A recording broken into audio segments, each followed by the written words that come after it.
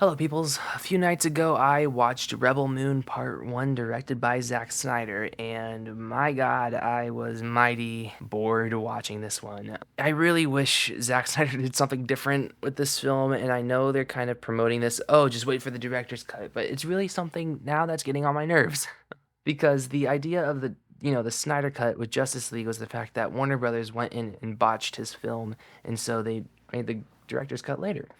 But I feel like now it's just becoming a gimmick with Netflix because, Snyder never hasn't left the project. He's there. He's still directing, but they're letting them dumb down his movie so they can have a director's cut that'll be longer and hopefully better. But I will be completely honest, I don't really see a version of this movie being good.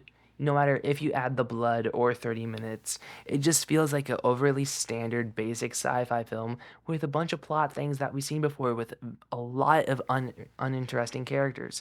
I honestly don't think 30 minutes can add a lot of depth, or more cussing can add a lot more depth or more blood. It just honestly feels like a gimmick at this point, and it feels like this whole entire franchise is about to be a gimmick to me. And I feel bad for Zack Snyder because I honestly think he's a good director. I think he has a great visual aesthetic, but I just think he needs to be kept away from screenplays. It really honestly just feels like a lot of unoriginal ideas with concepts that don't feel 100% whole because he's not putting his 100% Zack Snyder into his film. I honestly don't remember most of this movie because I thought it was really forgettable. And I just remember watching this going, bland kind of Snyder impression. But it's made by him because they're promoting this gimmick of Zack Snyder's director cuts that I'm not buying into it. And it just became an ultimately really frustrating movie for me to watch. And I honestly just wanted it to be over.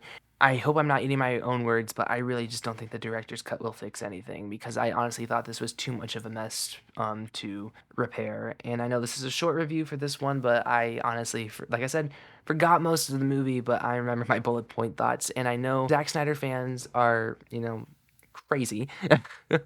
I'm sorry if you're already furiously typing in the comments, you're crazy about Zack Snyder because unfortunately the movie isn't very good.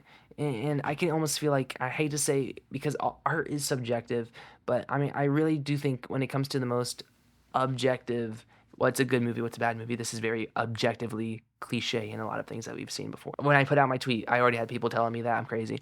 And Snyder fans, you just really need to chill out and let people disagree with you because I could feel the heat coming now when I talk about this review.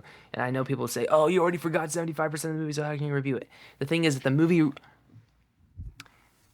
movie were memorable, I would have remembered it. Meaning the movie wasn't memorable nor very good. So sorry, Zack Snyder fans. And Zack Snyder, I highly doubt you're watching this.